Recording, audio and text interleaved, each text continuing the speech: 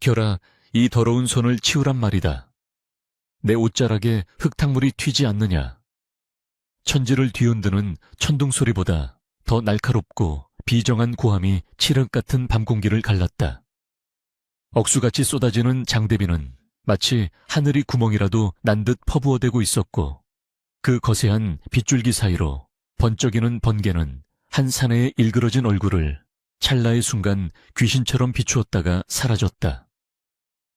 육중한 대문 앞 진흙 구덩이 속에 처박힌 여인은 짐승처럼 울부짖으며 사내의 바짓가랑이를 부여잡고 있었다.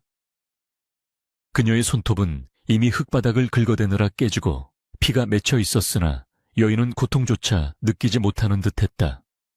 오직 눈앞에 서 있는 남편. 김정인의 마음을 돌려야 한다는 절박함만이 그녀의 온몸을 지배하고 있었다. 비단으로 지은 관복을 입고 갓을 삐딱하게 쓴 정인은 자신의 다리에 매달린 아내를 마치 오물을 보듯 혐오스러운 눈빛으로 내려다보았다. 그의 눈에는 지난 10수년간 함께해온 정이나 연민 따위는 티끌만큼도 남아있지 않았다. 대감 제발 이러지 마십시오. 이 밤중에 만삭인 저를 어디로 가라 하십니까? 뱃속에 있는 아이가 대감의 핏줄이 아닙니까? 제발 한 번만 다시 생각해 주십시오. 연화는 흙탕물을 뒤집어 쓴 채 애원했다. 빗물인지 눈물인지 분간할 수 없는 액체가 그녀의 창백한 볼을 타고 하염없이 흘러내렸다. 그녀의 목소리는 빗소리에 묻혀 가냘프게 떨렸으나 그 속에 담긴 비통함은 돌덩이도 녹일 만큼 처절했다. 그러나 김정희는 차가운 콧방귀를 뀌며 발길질을 해대었다. 그의 가죽신이 연화의 어깨를 매몰차게 가격하자 그녀는 힘없이 뒤로 나뒹굴었다. 진흙탕 속에 처박힌 그녀의 배가 욱신거려 왔지만 그녀는 다시금 기어와 대문의 문지방을 넘으려 했다. 그 모습이 마치 살려달라고 애원하는 벌레와 다를 바 없어 보였다. 내 핏줄 흥, 그 아이가 내 핏줄인지 아닌지 어찌 알겠느냐. 내년같이 천하고 무식한 것이 내 집안의 안주인 노릇을 하려 드는 것 자체가 가문의 수치다. 나는 이제 임금님을 보필하는 판서의 자리에 올랐다. 조정의 대신들과 어깨를 나란히 하고 나라의 중대사를 논해야 하는 몸이란 말이다.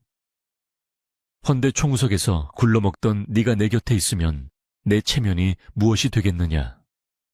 냄새나는 헌옷을 벗어버리고 새 비단옷을 입는 것은 당연한 이치건을 어찌하여 너는 주제도 모르고 내 앞길을 막으려 드느냐. 정희는 끓어오르는 분노를 참지 못하고 소리쳤다. 그의 목소리에는 권력에 취한 자의 오만함과 과거에 가난했던 시절을 지우고 싶은 광기 어린 욕망이 서려 있었다. 그 순간 번개가 다시 한번 내리꽂히며 마당 한가운데 있는 고목나무를 때렸다. 우르릉쾅 하는 굉음과 함께 세상이 하얗게 변했다가 다시 어둠 속으로 잠겨들었다. 연화는 멍하니 남편의 얼굴을 올려다보았다. 불과 몇 달 전까지만 해도, 아니 과거에 급제하기 전까지만 해도 그는 이런 사람이 아니었다. 가난한 선비 시절 글 공부에 매진하느라 끼니조차 잊기 힘들 때 연화는 자신의 머리카락을 잘라 팔아 그에게 종기와 붓을 사다 주었다. 겨울이면 자신의 속옷을 뜯어 남편의 이불을 기워주고 정작 자신은 얇은 벗 하나로 떨며 밤을 지새웠다. 정희는 그런 연화의 손을 잡고 눈물을 흘리며 맹세했었다. 내 반드시 출세하여 부인을 감에 태우고 비단옷에 만난 음식을 질리도록 먹게 해주리다. 평생 고생만 시킨 이 손에 물 한 방울 묻히지 않게 하리다.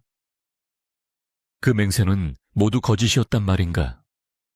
그 눈물은 그저 가난이 서러워 흘린 악어의 눈물이었단 말인가? 연화의 눈앞에 지난 세월이 주마등처럼 스쳐 지나갔다. 시부모의 병수발을 들며 똥오줌을 받아내던 나날들, 바틸과 바느질로 손마디가 굵어지고 거칠어지던 시간들. 그녀의 젊음과 아름다움은 모두 정인의 출세를 위한 걸음이 되어 사라졌다. 이제 남은 것은 병들고 지친 몸뚱이와 뱃속의 아이뿐이었다. 그런데 그 결과가 고작 이 차가운 빗속의 내침이라니. 연화는 가슴이 갈갈이 찢겨나가는 듯한 고통의 숨조차 제대로 쉴 수 없었다. 그녀가 알고 있던 다정하고 심지 깊던 선비 김정희는 이미 죽고 없었다. 눈앞에 있는 것은 권력이라는 달콤한 독주에 취해 인륜을 저버린 괴물뿐이었다. 대감, 제가 머리카락을 팔아 붓을 사드렸던 일을 잊으셨습니까? 과거 시험을 보러 가실 때 노잣돈이 없어 제 어머니가 물려주신 은가락지까지 팔았던 것을 잊으셨습니까? 조강지천은 버리는 것이 아니라고 배웠습니다. 부디 저를 불쌍히 여겨주십시오. 제가 대감의 앞길에 방해가 된다면 차라리 뒷방 늙은이처럼 죽은 듯이 지내겠습니다. 제발 이 비바람만 피하게 해주십시오. 연화는 마지막 남은 자존심까지 모두 내려놓고 땅에 머리를 찌으며 빌었다. 이마에서 흐르는 피가 빗물과 섞여 붉은 띠를 이루며 턱 밑으로 떨어졌다. 그러나 정인의 표정은 더욱 싸늘하게 굳어질 뿐이었다. 그는 연화의 처절한 호소가 오히려 자신의 영광스러운 현재를 더럽히는 소음처럼 느껴졌다. 닥쳐라.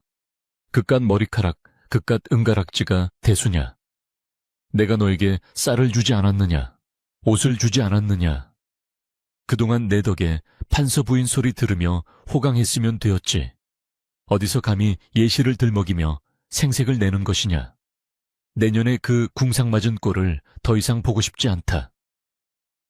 당장 내 집 앞에서 꺼지지 않으면 하인들을 시켜 멍석마리를 해버릴 테다. 정희는 대문 안쪽을 향해 고함을 질렀다. 여발하게 누구 없느냐. 당장 이 미친 여자를 끌어내라. 다시는 내 눈에 띄지 않게 멀리 내다 버리란 말이다. 주인의 호통소리에 대문 안쪽에서 횃불을 든 하인들이 머뭇거리며 나타났다. 그들 역시 안주인인 연화가 그동안 얼마나 고생하며 집안을 일으켰는지 누구보다 잘 알고 있었다. 하인들의 눈에는 죄책감과 안타까움이 서려 있었지만 서슬퍼런 대감의 명령을 거역할 수는 없었다. 건장한 하인 2명이 쭈뼛거리며 다가와 연화의 양팔을 거칠게 잡아 일으켰다. 연화는 필사적으로 버텼지만 만삭의 몸으로 장정들의 힘을 당해낼 재간이 없었다. 그녀의 몸은 종잇장처럼 가볍게 들려졌다. 안 돼. 이거 놓아라. 나는 이 집의 안주인이다. 대감. 연화의 절규는 빗소리에 묻혀 공허하게 흩어졌다. 하인들은 그녀를 대문 밖 멀리 마을 어귀의 흙바닥에 내동댕이 쳤다. 털썩하는 소리와 함께 연화는 다시 한번 진흙탕 속에 쓰러졌다. 배를 감싸주며 고통스러운 신음을 흘리는 그녀의 뒤로 육중한 대문이 쾅 하는 소리와 함께 굳게 닫혔다. 빗장은 단단히 걸렸고 대문 너머에서는 정인의 호통 소리조차 더 이상 들리지 않았다. 남겨진 것은 오직 차가운 비바람과 끝을 알 수 없는 어둠뿐이었다. 연화는 떨리는 몸을 일으키려 했으나 다리에 힘이 풀려 주저앉고 말았다. 뱃속의 아이가 놀랐는지 거세게 발길질을 해대었다. 아가야, 미안하다. 못난 어미를 만나 네가 이 고생을 하는구나. 그녀는 부풀어 오른 배를 쓰다듬으며 하염없이 눈물을 쏟았다. 닫힌 대문은 마치 저승의 문처럼 굳건했고 담장 너머로 보이는 기와집의 불빛은 따뜻해 보였지만 그녀에게는 더 이상 허락되지 않는 세상이었다. 멀리서 들려오는 개 짖는 소리가 그녀의 처량한 신세를 비웃는 듯했다. 이 모든 비극의 시작은 김정인이 장원급제를 하고 금이 환영하던 그날부터 예견된 것일지 모른다. 급제 소식과 함께 찾아온 것은 축하객들뿐만이 아니었다. 권문세족들의 혼담이 줄을 이었고 그 중에는 당대 최고의 세도가인 우의정 댁의 매파도 섞여 있었다. 우의정에게는 일찍이 남편을 여의고 친정으로 돌아온 미색이 뛰어나기로 소문난 딸 화영이 있었다. 권력에 목말라 있던 정인에게 늙고 볼품없는 조강지천은 걸림돌이었고 화영은 날개를 달아줄 천사로 보였을 것이다. 그는 스스로를 합리화했다. 대의를 위해서, 가문을 위해서 어쩔 수 없는 선택이라고. 하지만 그것은 비겁한 변명일 뿐 실상은 탐욕에 눈이 멀어 의리를 저버린 배신이었다. 비는 그칠 기미를 보이지 않았고 밤은 점점 더 깊어만 갔다. 한기를 느낀 연화는 본능적으로 몸을 웅크렸다. 입고 있는 것이라고는 얇은 소복 한 벌뿐이라 빗물에 젖은 옷이 살같이 달라붙어 살을 애는 듯한 추위가 몰려왔다. 이대로 여기에 있다가는 자신도 아이도 목숨을 부지하기 어려울 것이 분명했다. 그녀는 이를 악물었다. 죽고 싶다는 생각이 수십 번도 더 들었지만 뱃속에서 꿈틀거리는 생명을 차마 포기할 수 없었다. 그래 살자. 어떻게든 살아서 이 아이만은 보란듯이 키워내자. 내 놈이 나를 버린 것을 피눈물을 흘리며 후회하게 만들어주겠다. 연화의 눈동자에 서린 원망과 도끼는 어둠 속에서도 형형하게 빛났다. 그녀는 찢어진 치맛자락을 질끈 동여매고 엉금엉금 기어서 마을 어귀의 성황당으로 향했다. 비를 피할 곳이라고는 그곳밖에 없었다. 돌부리에 채여 무릎이 까지고 손바닥이 찢어졌지만 그녀는 멈추지 않았다. 한 걸음 한 걸음을 뗄 때마다 정인에 대한 원망을 꾹꾹 눌러 담았다. 성황당의 낡은 처마 밑에 도착했을 때 그녀는 탈진하여 그대로 쓰러지고 말았다. 낡은 문틈 사이로 새어나오는 희미한 촛불이 그녀의 젖은 얼굴을 비추었다. 먼지 쌓인 마루 바닥에 몸을 뉘자 긴장이 풀리면서 극심한 한기와 복통이 동시에 밀려왔다. 천둥이 다시 한번 요란하게 울리며 하늘을 찢어 놓았다. 그 소리는 마치 하늘이 연화의 억울함을 대신하여 울부짖는 것만 같았다. 그녀는 흐릿해지는 의식 속에서 맹세했다. 언젠가 반드시 저 높고 굳게 닫힌 대문을 활짝 열고 당당하게 걸어 들어가리라고. 그리고 자신의 발밑에 엎드려 용서를 비는 김정인의 모습을 보리라고. 비바람이 몰아치는 그 밤 버림받은 여인의 한 HN 씨앗이 되어 차가운 땅속 깊이 뿌리를 내리고 있었다. 이제 곧 닥쳐올 혹독한 겨울을 견뎌내고 언젠가 독하디 독한 꽃을 피우기 위해서 어둠 속에서 부엉이 한 마리가 구슬프게 울었다. 김판서의 집 안에서는 새 부인을 맞이할 준비로 분주한 하인들의 발자국 소리와 웃음소리가 희미하게 담장을 넘어왔다. 그 소리는 빗소리와 섞여 기괴한 불협화음을 만들어내고 있었다. 세상에서 가장 잔인한 밤이 그렇게 깊어가고 있었다. 연화는 배를 감싸 안은 채 까무룩 정신을 잃었다. 그녀의 꿈속에서는 여전히 맑은 날 정인이 건네주던 꽃신 한 켤레가 덩그러니 놓여 있었다.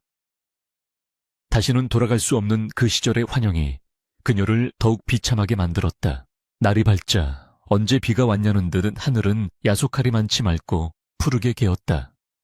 지난밤의 그 처절했던 절규와 핏물 섞인 빗물은 뜨거운 햇살 아래 흔적도 없이 말라버렸다. 김정인의 기와집 대문 앞에는 아침부터 문전성시를 이루는 하객들의 가마로 발 디딜 틈이 없었다. 오늘은 김판서가 새 부인 화영을 맞아들이는 날이었다. 집안 곳곳에는 붉고 푸른 청사초롱이 내걸렸고 마당 한가운데 차려진 홀례상 위에는 살찐 닭과 온갖 산의 진미가 수북하게 쌓여 있었다. 풍악 소리가 담장을 넘어 온 마을에 울려 퍼지니 지나가던 백성들은 혀를 차면서도 그 화려함에 눈을 떼지 못했다. 정희는 새 신랑의 관복을 입고 입이 귀에 걸릴 듯 단 웃음을 흘리며 하객들을 맞이했다. 그의 뇌리에서 지난밤 진흙탕에 뒹굴던 조강지처의 모습은 이미 깨끗하게 지워진 뒤였다. 대감 참으로 경아드리옵니다. 우의정 대감의 영예라니 그 미색이 장안에 으뜸이라 들었습니다. 이제 대감의 앞길에는 비단길만 깔린 셈입니다. 아첨꾼들이 머리를 조아리며 칭송하자 정희는 으쓱해진 어깨를 주체하지 못했다.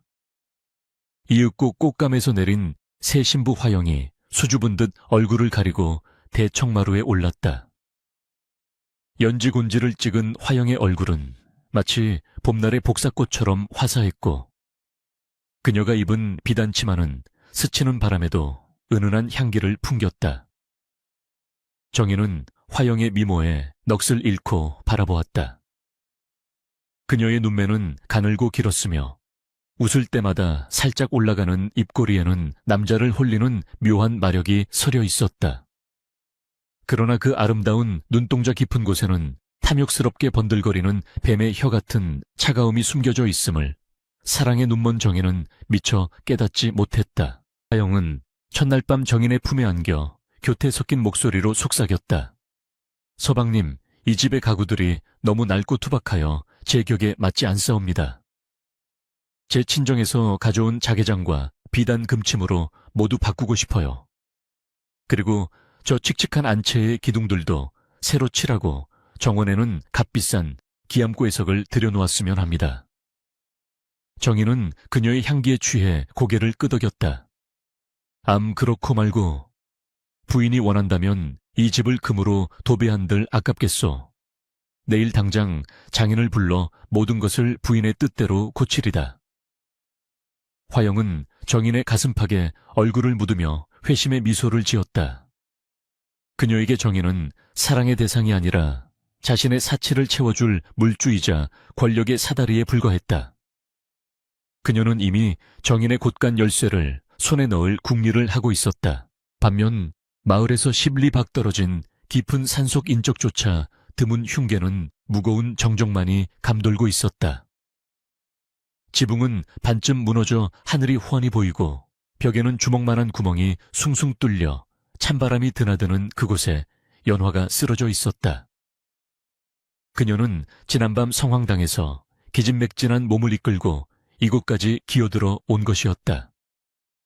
바닥에는 썩은 지푸라기가 깔려 있었고 구석에는 쥐들이 찍찍거리며 돌아다녔다. 연화는 극심한 산통에 식은땀을 비오듯 흘리며 아래 십수를 깨물었다. 도와줄 이 하나 없는 산중에서 홀로 아이를 낳아야 한다는 공포가 밀려왔지만 그녀는 비명조차 지르지 못했다. 혹시라도 짐승들이 피냄새를 맡고 몰려올까 두려웠기 때문이었다. 아가야, 조금만 힘내자. 연화는 옆에 놓인 썩은 나무 기둥을 부여잡고 힘을 주었다. 손톱이 부러지고 손가락 마디가 하얗게 질릴 정도로 힘을 주자 뱃속에서 뜨거운 기운이 왈칵 쏟아져 나왔다. 은가에 적막한 산속을 가르는 힘찬 울음소리가 터져 나왔다. 사내 아이였다. 연화는 탯줄을 입으로 끊어내고 자신의 치맛자락을 찢어 아이를 감쌌다. 핏덩이 같은 아이를 품에 앉아 뜨거운 눈물이 봇물 터지듯 쏟아졌다. 미안하다. 이 어미가 못나서 따뜻한 아랫목이 아니라 이런 곳에서 너를 맞이하는구나. 아이는 어미의 심장 소리를 듣고 이내 울음을 그쳤다. 연화는 아이의 이름을 철티에 이라 지었다. 무쇠처럼 강하게 자라 모진 비바람에도 꺾이지 말라는 뜻이었다. 산후조리는 언감생심이었다. 연화는 몸을 추스를 새도 없이 먹을 것을 구해야 했다.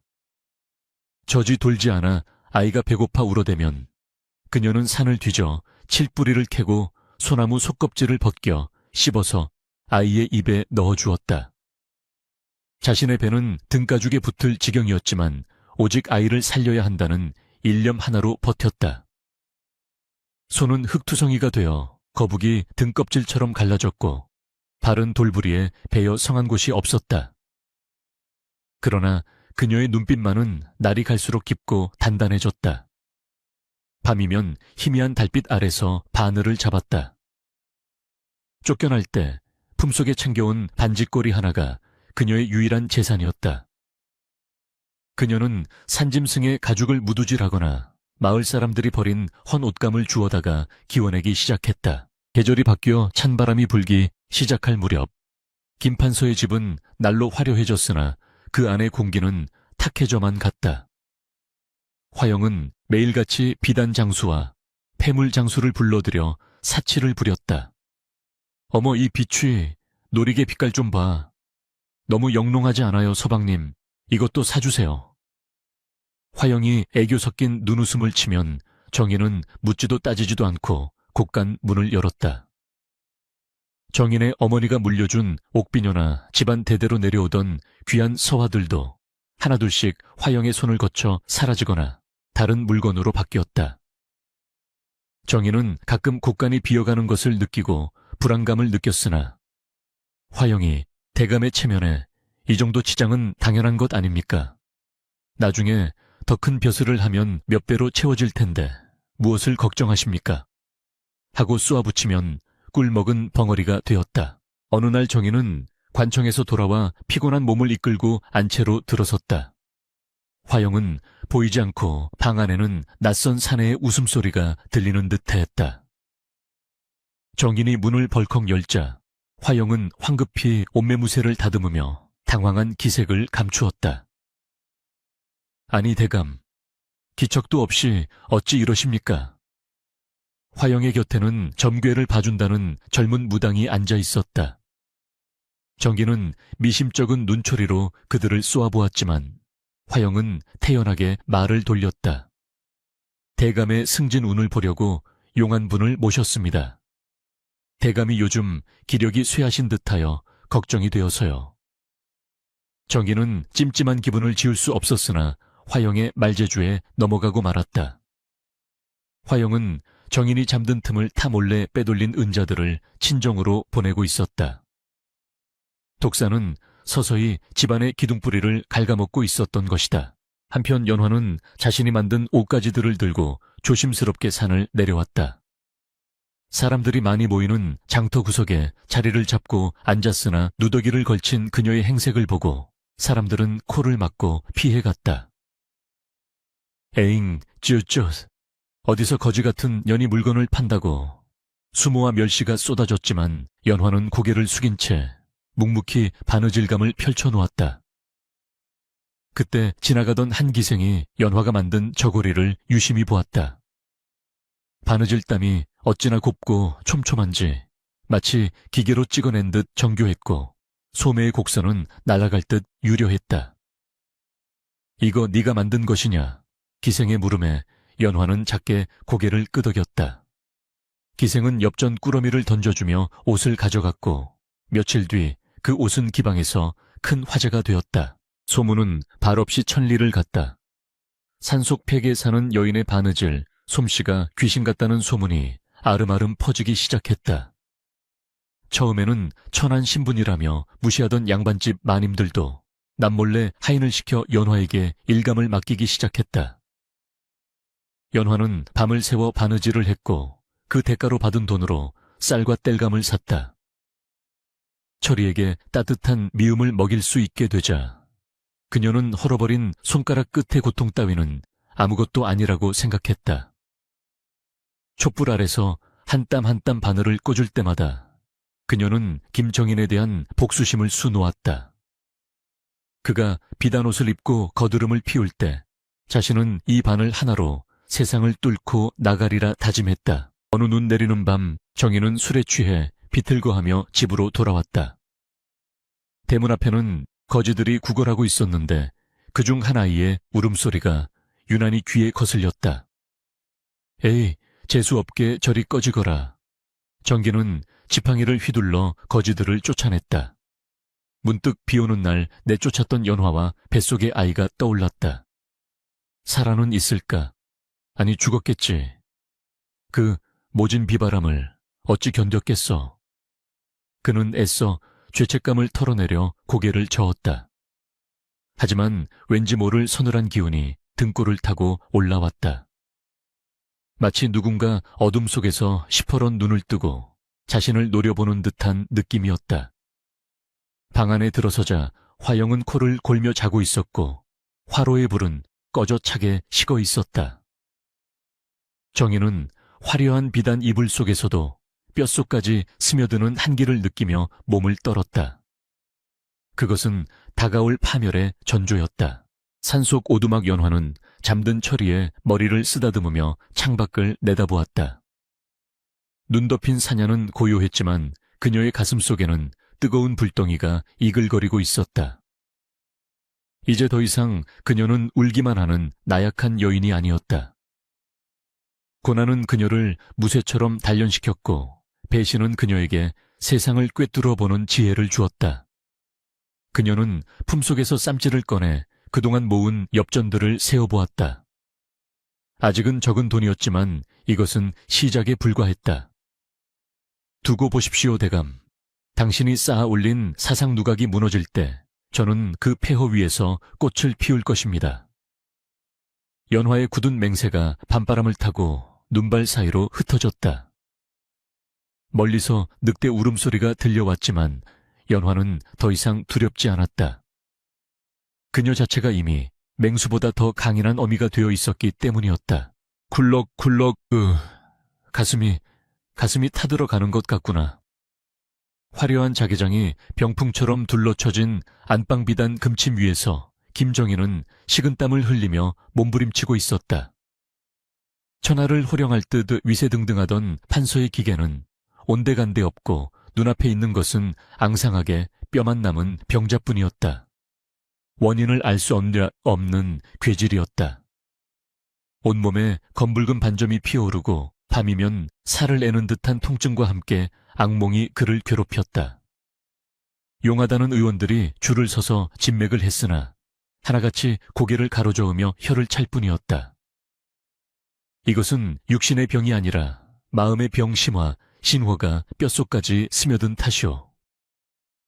하늘이 내린 벌일지도 모르니 그저 마음을 비우는 수밖에 없소이다. 의원의 말에 정희는 분기탱천하여 벼루를 집어 던졌으나 그 힘조차 없어 벼루는 힘없이 방바닥에 뒹굴었다. 방 안에는 약 다리는 냄새와 함께 비릿한 고름 냄새가 진동하여 시중드는 하녀들조차 코를 막고 들어오기를 꺼렸다. 정희는 타는 목마름에 물을 찾았으나 곁에는 아무도 없었다.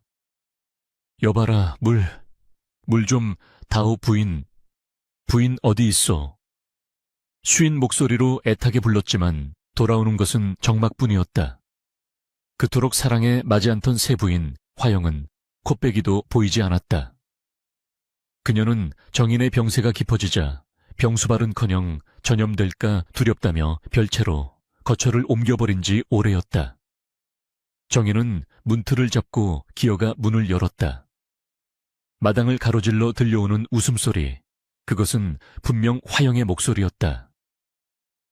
호호호, 정말입니까? 이 비취 놀이개가 궁중에서 유행하는 것이라고요. 그녀는 정인이 죽어가고 있는 와중에도 박물장수를 불러 폐물을 고르며 희희낙낙하고 있었다. 정인의 가슴 속에서 뜨거운 피가 역류하는 듯했다. 내가 누구 때문에 이 고생을 하여 저 자리에 앉혀주었건만 병든 남편을 헌신짝처럼 내팽개치다니. 배신감이 뼈에 사무쳤으나 그를 더욱 비참하게 만드는 것은 지난날 자신이 연화에게 했던 짓이 거울처럼 똑같이 되돌아오고 있다는 사실이었다. 한편 조정에서의 입지 또한 모래성처럼 무너져 내리고 있었다.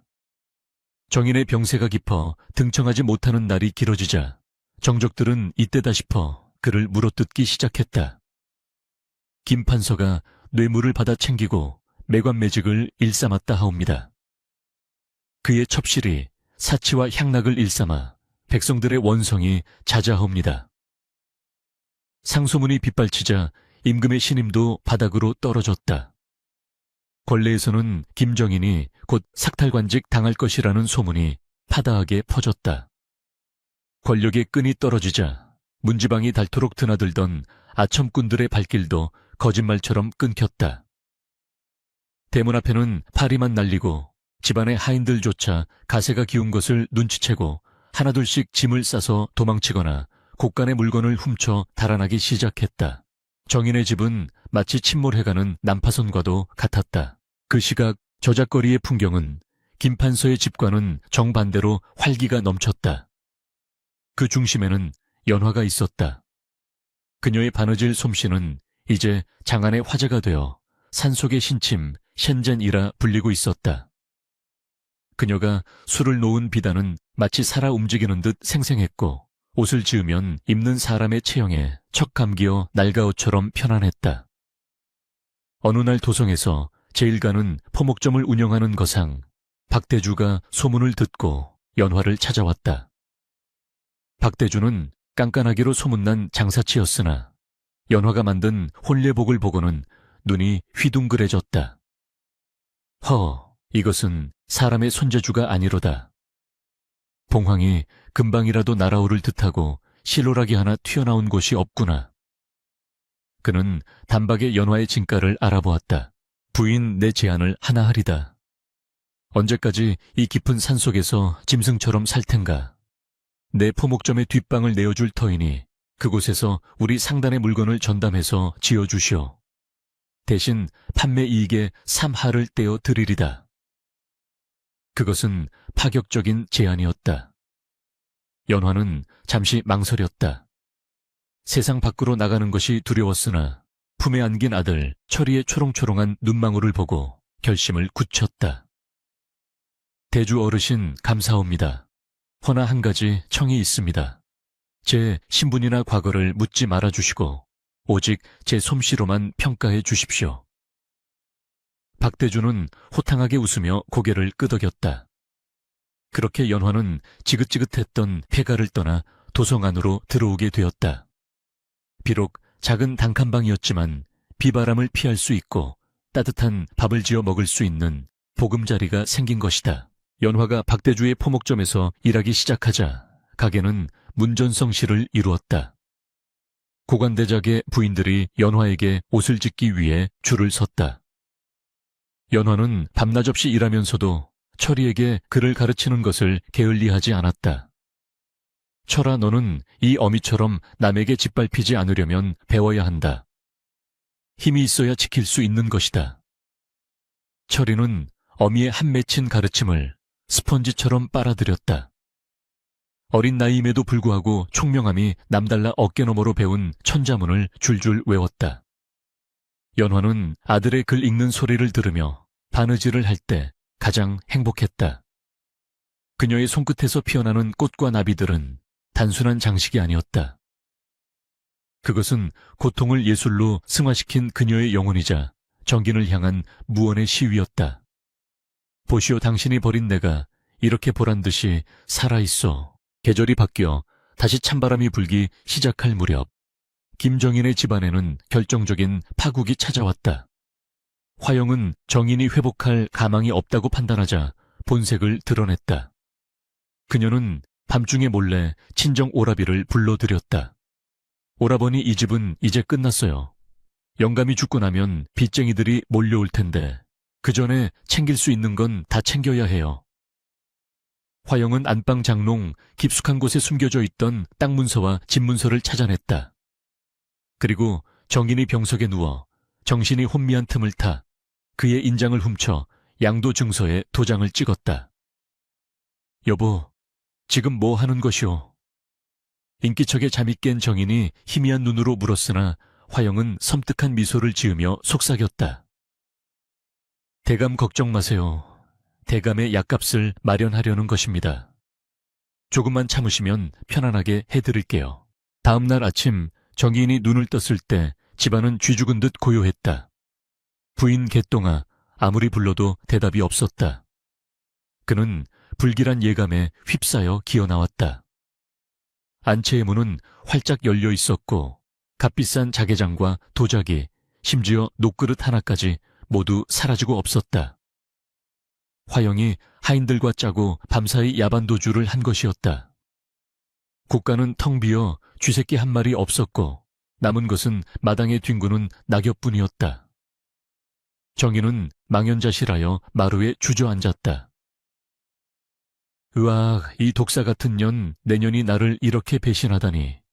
그는 땅을 치며 울부짖었으나 돌아오는 것은 자신의 비참한 메아리뿐이었다. 믿었던 도끼에 발등이 찍힌다는 말이 바로 이를 두고 하는 말이었다. 권력과 재물, 그리고 사랑이라 믿었던 여인까지 모든 것을 잃은 정인은 껍데기만 남은 허수아비 신세가 되었다. 설상가상으로 의금부 포졸들이 들이닥쳤다. 죄인 김정인은 나오라. 뇌물수수와 국고 횡령 혐의로 추포한다. 포졸들은 병든 정인을 짐짝처럼 끌어내어 오랏줄로 묶었다. 동네 사람들이 모여들어 그 광경을 구경하며 손가락질했다. 저 양반 조강지쳐 버리고 잘 사나 했더니 꼴 좋다. 천벌을 받은 게야. 쯧쯧쯧 사람들의 비웃음 소리가 정인의 귀에 비수처럼 꽂혔다. 그는 고개를 들 수 없었다. 포승줄에 묶여 끌려가면서 그는 문득 흙탕물 속에서 자신을 올려다보던 연화의 눈빛을 떠올렸다. 그때 그녀의 눈에 담겨있던 것은 원망이었을까 아니면 연민이었을까. 후회가 밀려왔지만 이미 돌이킬 수 없는 강을 건넌 뒤였다. 같은 시각 연화는 박대주와 마주 앉아 있었다.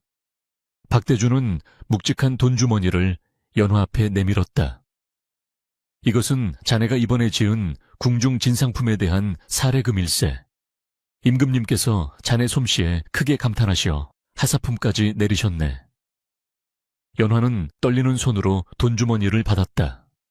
묵직했다.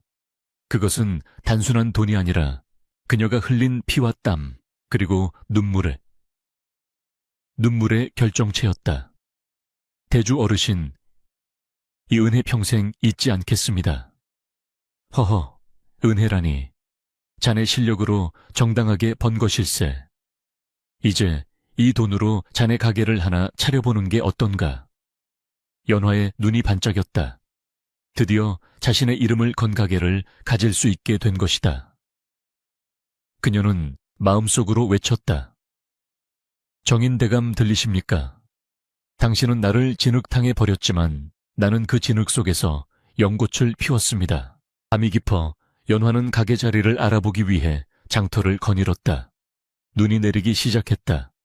한방눈이 소복이 쌓이는 거리를 걷다가 그녀는 문득 포승줄에 묶여 끌려가는 죄인들의 행렬을 보게 되었다. 횃불 아래 비친 죄인들 틈에 낯익은 얼굴이 스쳐 지나갔다. 헝클어진 머리에 핏기 없는 얼굴, 초점 잃은 눈동자. 김정인이었다. 연화는 숨이 턱 막히는 듯 했다. 심장이 요동쳤다. 달려가서 멱살이라도 잡고 욕을 퍼붓고 싶었지만 그녀의 발은 얼어붙은 듯 움직이지 않았다. 그토록 증오했던 사람이 저렇게 비참한 꼴로 끌려가는 모습을 보니 통쾌함보다는 기이한 허무함이 밀려왔다. 정인은 연화를 보지 못한 채 고개를 떨구고 지나갔다. 두 사람의 운명은 그렇게 극명하게 엇갈렸다. 한 사람은 나락으로 떨어지는 절벽 끝에 서 있었고 한 사람은 비상하는 날개를 펼치고 있었다. 연화는 멀어지는 정인의 뒷모습을 바라보며 옷깃을 여몄다. 철아 가자. 우리는 갈 길이 멀다. 그녀는 아이의 손을 꼭 잡고 눈보라 속을 뚫고 당당하게 걸어갔다. 그녀의 뒤로 남겨진 발자국은 곧 눈에 덮여 사라졌지만 그녀가 나아가는 앞길은 하얀 눈처럼 깨끗하고 밝게 빛나고 있었다. 사필규정, 시비규정 모든 일은 반드시 바른 길로 돌아간다는 하늘의 이치가 서서히 그러나 확실하게 실현되고 있었다. 마요철아, 저놈의 살점이 튀고 뼈가 부서질 때까지 멈추지 마라. 형틀에 묶인 김정인의 등 위로 널빤지 같은 곤장이 춤을 추듯 내리꽂혔다. 퍽퍽 둔탁한 파열음과 함께 정인의 입에서는 짐승의 단말마 같은 비명이 터져나왔다. 으악 살려주시오. 나는 억울하오. 억울하단 말이오. 그러나 의금부 도사의 표정은 서리발처럼 차가웠다. 정인의 하얀 속옷은 이미 엉덩이와 허벅지에서 터져나온 붉은 선혈로 질척하게 물들어 있었다. 불과 며칠 전까지만 해도 비단 관복을 입고 호령하던 판서의 위엄은 온데간데 없고 형틀에 매달린 고깃덩어리만이 꿈틀거리고 있을 뿐이었다. 억울하다 내놈이 받은 뇌물 장부가 산더미여. 내 첩실이 빼돌린 국고가 창고를 채우고도 남건을 아직도 그 더러운 입으로 억울함을 논하느냐.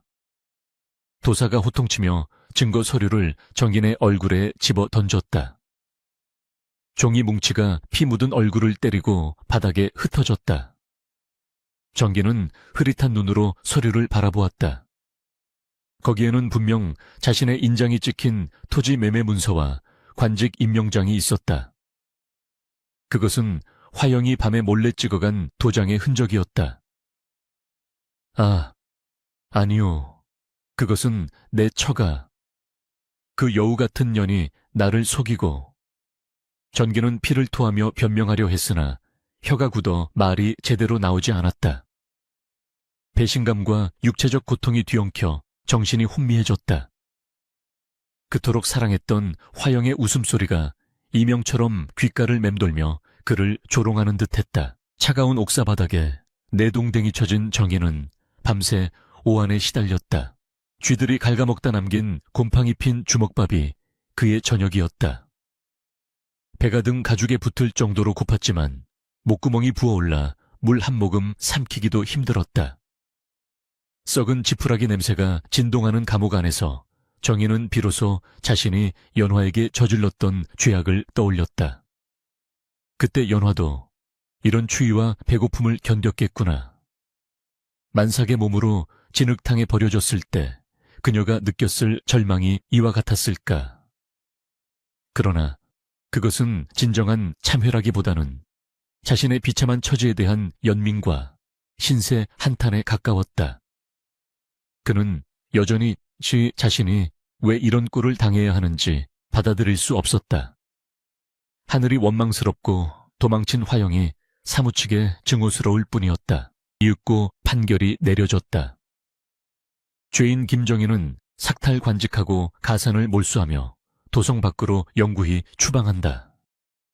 다시는 한양 땅을 밟지 못할 것이며 어길 시에는 참형에 처한다. 추상 같은 어명이 떨어지자 정희는 관복이 벗겨지고 상투가 잘린 채 도성 밖으로 내쫓겼다. 한겨울의 칼바람이 숭숭 뚫린 호토 사이로 파고들었다. 다리를 심하게 다쳐 제대로 걷지 못하는 정희는 지팡이 하나에 의지해 절뚝거리며 성문을 나섰다. 지나가는 아이들이 돌을 던지며 놀려댔다. 야, 저기 거지 간다. 판서하던 거지가 간다. 돌멩이가 이마에 맞아 피가 흘러도 정희는 닦을 힘조차 없었다. 세상의 모든 눈이 자신을 경멸하는 것만 같아 고개를 들 수가 없었다. 며칠을 굶었는지 기억조차 나지 않았다. 정희는 눈 덮인 산길을 헤매다 인가로 내려왔다. 어디선가 구수한 밤 냄새가 풍겨왔다. 본능적으로 코를 킁킁거리며 냄새를 따라가 보니 저작거리 한복판에 사람들이 길게 줄을 서 있었다. 솥단지에서는 하얀 김이 모락모락 피어올랐고 따뜻한 국밥을 받아든 사람들의 얼굴에는 화색이 돌았다. 자, 천천히 드시게. 모자라면 더 줄 테니 서두르지 말고. 온화하고 부드러운 목소리가 들려왔다. 정희는 침을 꼴깍 삼키며 사람들 틈에 섞여 줄을 섰다. 자존심이고 뭐고 당장 뱃속의 거지부터 달래야 했다. 드디어 정인의 차례가 되었다. 그는 고개를 푹 숙인 채 떨리는 손으로 깨진 바가지를 내밀었다. 여기 따뜻한 국밥 한 그릇 받으시오. 추운 날 고생이 많으십니다. 국자와 함께 하얀 손이 쑥 들어왔다. 그 손은 곱고 정갈했으며 손목에는 옥팔찌가 은은하게 빛나고 있었다. 정희는 허겁지겁 국밥을 받아들고 고개를 들어 감사의 인사를 하려 했다. 고맙습니다. 그러나 말을 잇지 못하고 입을 쩍 벌린 채 굳어버리고 말았다. 그곳에는 연화가 서 있었다. 흙탕물에 뒹굴던 촌스러운 아낙네는 온데간데 없었다. 연화는 짙은 쪽빛 비단침에 하얀 저고리를 입고 머리에는 정갈한 비녀를 꽂은 채 기품 있는 미소를 짓고 있었다. 그녀의 얼굴은 고생의 흔적이 사라지고 대신 세월이 빚어낸 우아함과 강인함이 서려 있었다. 주변 사람들은 그녀를 박포목점의 안주인 또는 살아있는 보살이라 부르며 존경의 눈빛으로 바라보고 있었다. 정희는 자신의 눈을 의심했다. 이것이 꿈인가 생시인가? 자신이 버린 조강지처가 어찌 저리도 고귀한 자태로 내 앞에 서 있단 말인가? 어머니 국이 모자랄 것 같습니다. 제가 안에서 더 퍼오겠습니다. 그때 연화의 뒤에서 총명하게 생긴 소년 하나가 튀어나왔다. 10살 남짓 되어 보이는 아이는 눈매가 맑고 이마가 훤칠한 것이 영락없는 양반가의 자제처럼 보였다. 연화는 아이의 머리를 쓰다듬으며 다정하게 말했다. 그래 철아, 뜨거우니 조심하거라. 철이 정인의 심장이 쿵 하고 내려앉았다. 철이라면 자신이 내쫓을 때 연화의 뱃속에 있던 그 아이란 말인가. 아이의 얼굴을 자세히 뜯어보니 젊은 시절 자신의 모습이 투영되어 있었다. 아니, 자신보다 훨씬 더 맑고 기품 있는 얼굴이었다. 내 핏줄이 저렇게 훌륭하게 자랐다니. 순간 정인은 자신의 꼴을 내려다보았다. 누더기 옷에 냄새나는 몸, 짓무른 다리를 끌며 구걸하는 거지. 그리고 눈앞에는 비단 옷을 입고 적선하는 아내와 아들. 하늘과 땅의 차이보다 더 큰 간극이 두 사람 사이를 가로지르고 있었다. 수치심이 쓰나미처럼 밀려왔다. 차라리 곤장을 맞을 때가 더 나았다. 육체의 고통보다 더 끔찍한 것은 자신이 버린 보석이 얼마나 빛나는지, 그리고 자신이 쥐고 있던 돌멩이가 얼마나 하찮은 것인지를 뼈저리게 확인하는 순간의 비참함이었다. 정인은 국밥이 든 바가지를 든 손을 사시나무 떨듯 떨었다. 연화는 아직 정인을 알아보지 못한 듯 했다. 거지들의 행색이 다 비슷비슷하거니와 정인의 몰골이 워낙 흉하게 변해버린 탓이었다. 그녀는 그저 불쌍한 노숙자 중 한 명이라 생각하고 따뜻한 눈길을 보냈다. 어르신 국이 식기 전에 어서 드십시오. 옷이 많이 얇으신데 잠시 기다리시면 제가 헌 옷이라도 한 벌 챙겨 드리겠습니다. 그녀의 친절이 정인의 가슴을 난도질했다. 악담을 퍼붓고 침을 뱉어주면 차라리 마음이 편할 텐데 저토록 자애로운 모습이라니. 그것은 정인에게 내리는 가장 잔인한 형벌이었다. 아, 아니요. 됐소. 정인은 쉰 목소리로 중얼거리며 뒷걸음질 쳤다. 얼굴을 들키고 싶지 않았다. 이 비참한 꼴을 아내와 아들에게 보일 수는 없었다. 그는 국밥을 바닥에 쏟는 줄도 모르고 허둥지둥 인파 속으로 도망쳤다.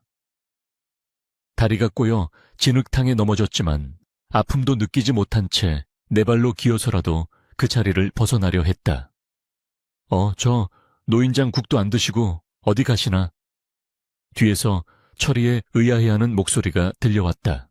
정인은 골목길 구석진 곳에 처박혀 숨을 몰아쉬었다. 심장이 터질 듯이 뛰었다. 쏟아진 국밥 국물이 손에 묻어 끈적거렸다. 그는 자신의 더러운 손을 바라보며 오열했다. 으흐흐, 내가 무슨 짓을 한 것인가. 내가 천하의 몹쓸 놈이다. 그제야 진정한 후회의 눈물이 터져 나왔다. 권력에 눈이 멀어 걷어찼던 복덩이가 이제는 감히 쳐다볼 수도 없는 높은 곳에서 빛나고 있었다. 자신이 추구했던 부귀영화는 신기루처럼 사라지고 남은 것은 썩어 문드러진 육신과 갈기갈기 찢긴 자존심뿐이었다. 그때 저 멀리서 연화의 목소리가 들려왔다. 철아, 저분께서 많이 편찮아 보이시던데 쫓아가서 이 소못이라도 전해드려라. 연화는 도망친 거지가 마음에 걸렸던 모양이다. 정인은 소스라치게 놀라 더 깊숙한 어둠 속으로 몸을 숨겼다.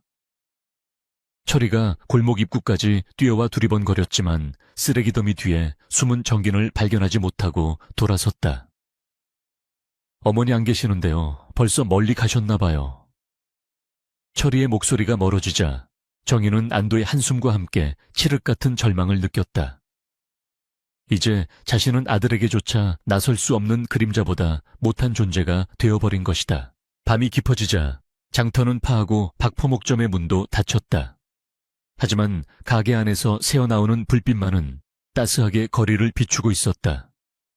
정인은 절뚝거리는 다리를 이끌고 가게 근처로 다가갔다.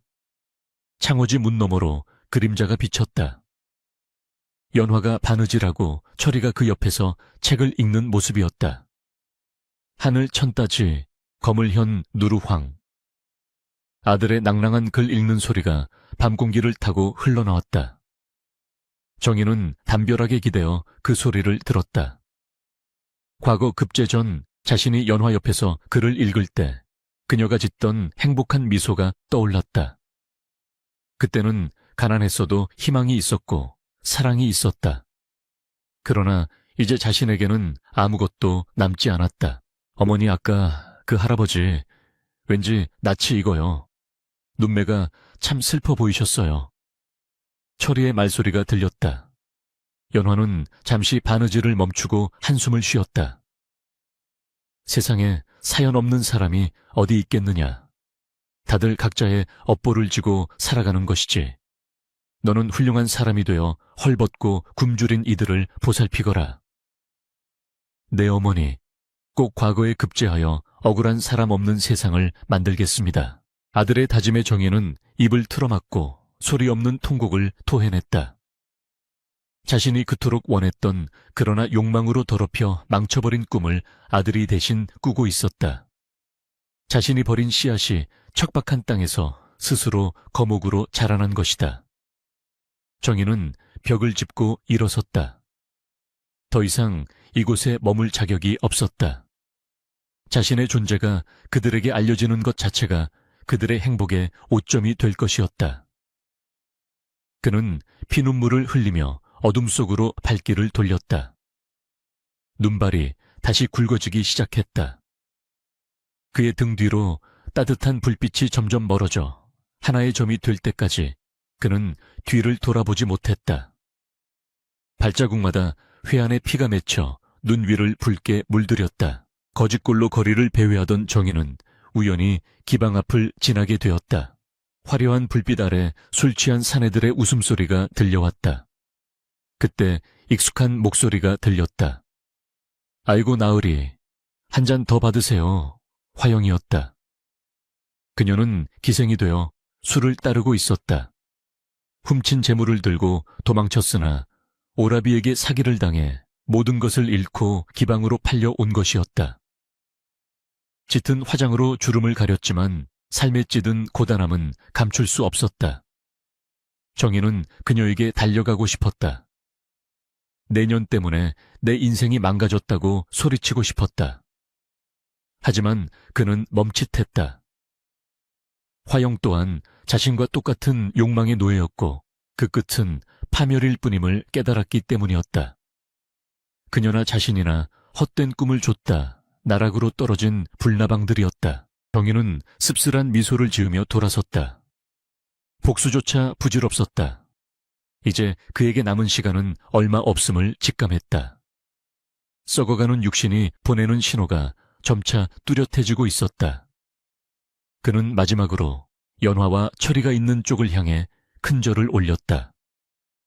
차가운 눈바닥에 이마를 대고 오랫동안 일어나지 못했다. 부인, 미안하오. 정말 미안하오.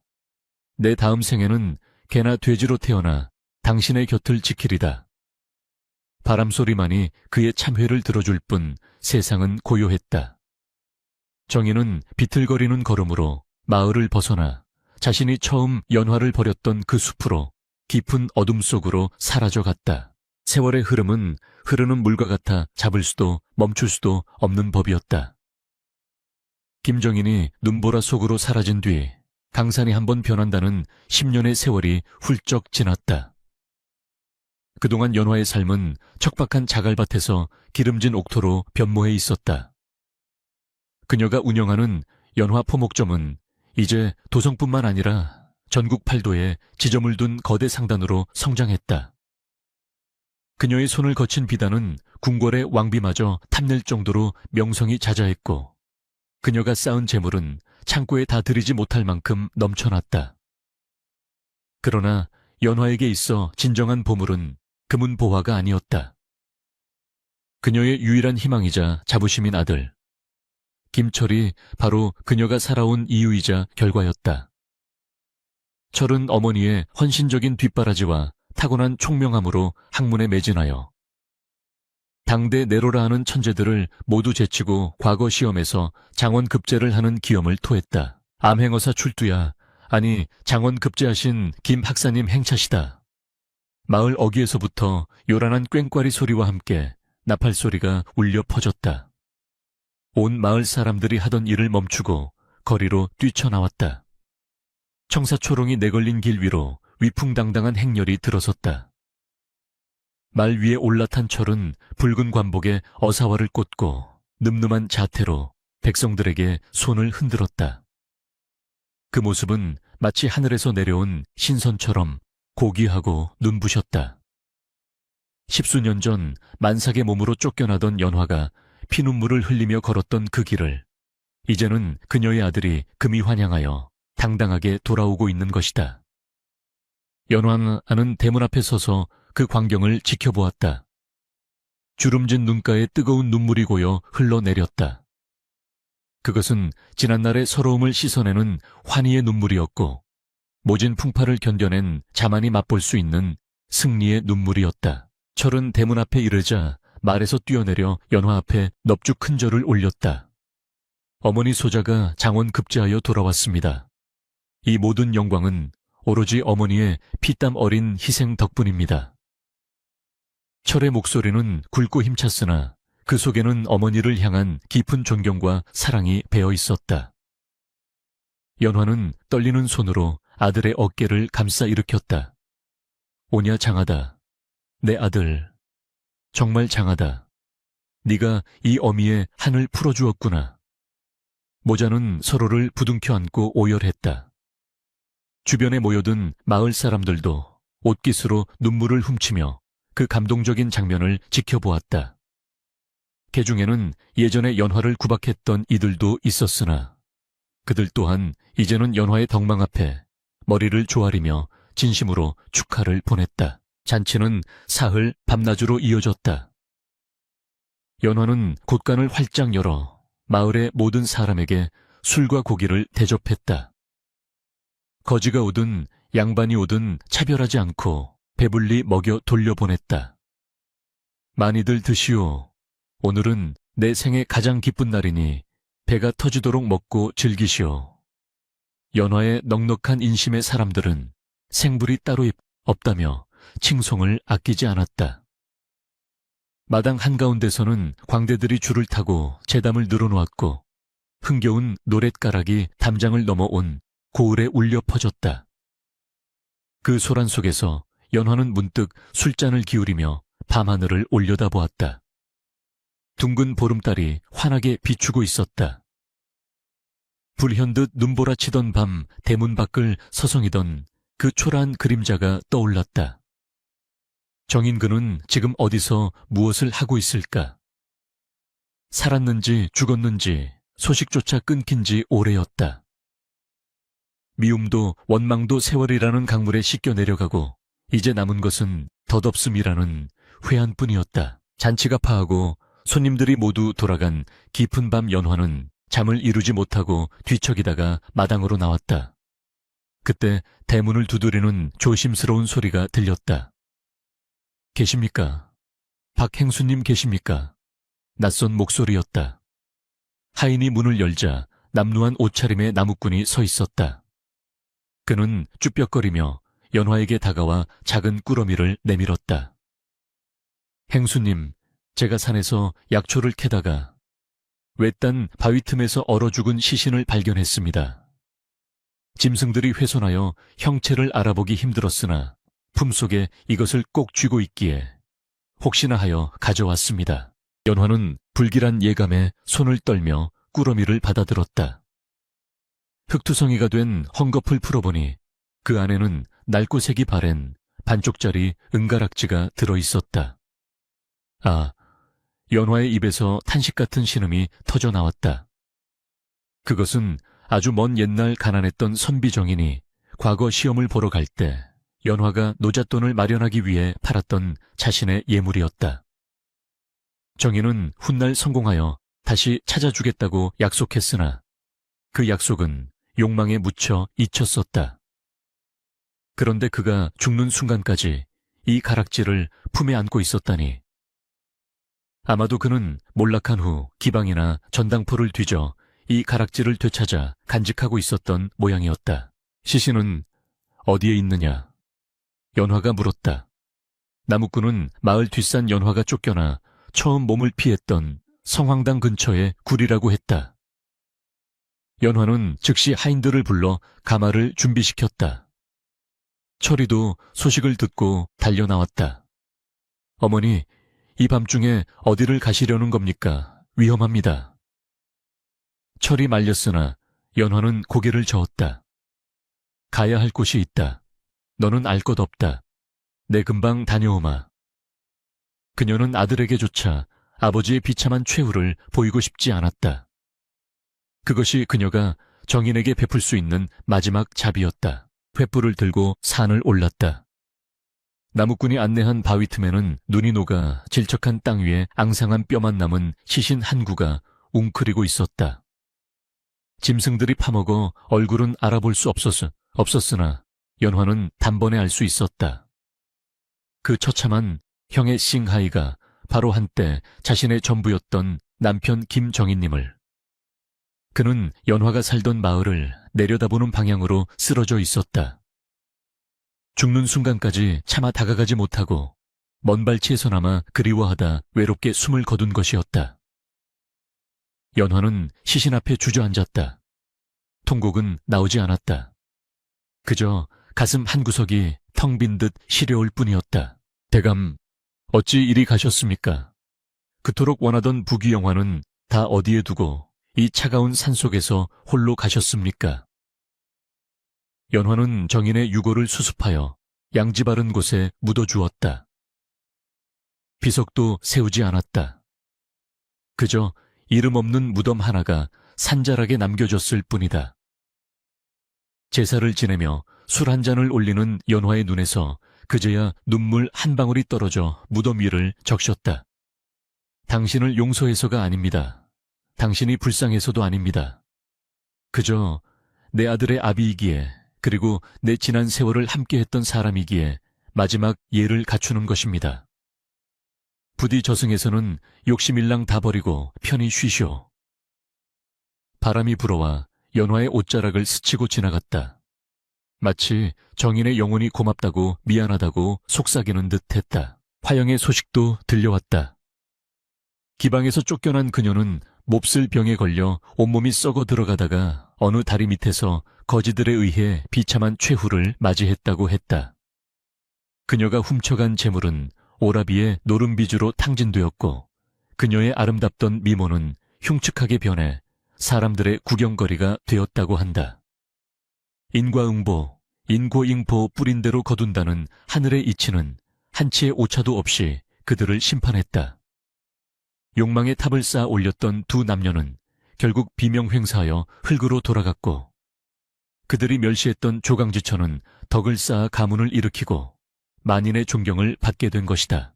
철은 조정에 나아가 대쪽 같은 선비로 명성을 떨쳤다. 그는 탐관 오리들을 가차없이 징벌하고 백성들의 억울함을 풀어주는 명관이 되었다.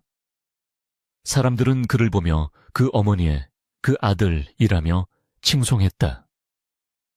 철은 가끔 어머니에게 아버지에 대해 물었으나 연화는 그저 먼 산을 바라보며 이렇게 말할 뿐이었다. 너의 아버지는 반면교사, 판미안저우시와 같은 분이셨다. 사람이 무엇을 좇아야 하고 무엇을 버려야 하는지를 몸소 보여주신 분이다. 너는 부디 명예와 재물보다 사람의 도리를 먼저 생각하는 사람이 되어라. 철은 어머니의 깊은 뜻을 헤아리고 더욱더 몸과 마음을 닦는 데 정진했다. 세월은 다시 흘러 연화의 머리에도 하얀 서리가 내렸다. 어느 화창한 봄날 연화는 대청마루에 앉아 손자들의 재롱을 지켜보고 있었다.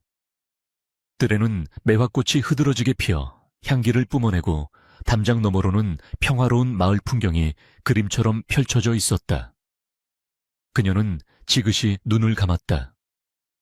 파란만장했던 지난 날들이 주마등처럼 스쳐 지나갔다. 빗속의 절규도 산속의 추위도 바늘에 찔리던 아픔도 이제는 모두 아득한 예실이 되어 추억이라는 이름으로 남아있었다. 그녀는 자신의 인생을 되돌아보며 조용히 미소 지었다. 모진 비바람을 견뎌내고 피어난 연고처럼 그녀의 삶은 고통 속에서 더욱 맑고 향기롭게 완성되었다. 할머니, 옛날 이야기 해주세요. 손자가 연화의 무릎을 파고들며 졸랐다. 연화는 아이의 머리를 쓰다듬으며 인자한 목소리로 입을 열었다. 그래, 옛날에 욕심 많은 혹부리 영감과 착한 마음씨를 가진 할머니가 살았단다. 그녀의 이야기는 나지막하게 마당을 울렸다. 햇살은 따스하게 그녀를 비추고 어디선가 날아온 나비 한 마리가 그녀의 어깨 위에 살포시 내려앉았다. 세상은 돌고 도는 법이다. 악을 행한 자는 반드시 그 대가를 치르고 선을 행한 자는 언젠가 그 복을 받게 된다는 평범한 진리. 김판서의 비극과 연화의 승리는 그 진리를 세상에 증명한 하나의 거울이었다. 땅을 치며 후회해도 이미 늦은 것이 인생이니 지금 곁에 있는 사람의 소중함을 잊지 말아야 할 것이다. 연화의 집대문은 활짝 열려 있었고 그 안에서 흘러나오는 행복한 웃음소리는 오래도록 마을을 감싸 안았다. 그것은 착한 이들이 누려 마땅한 더할 나위 없이 완벽하고 평온한 결말이었다.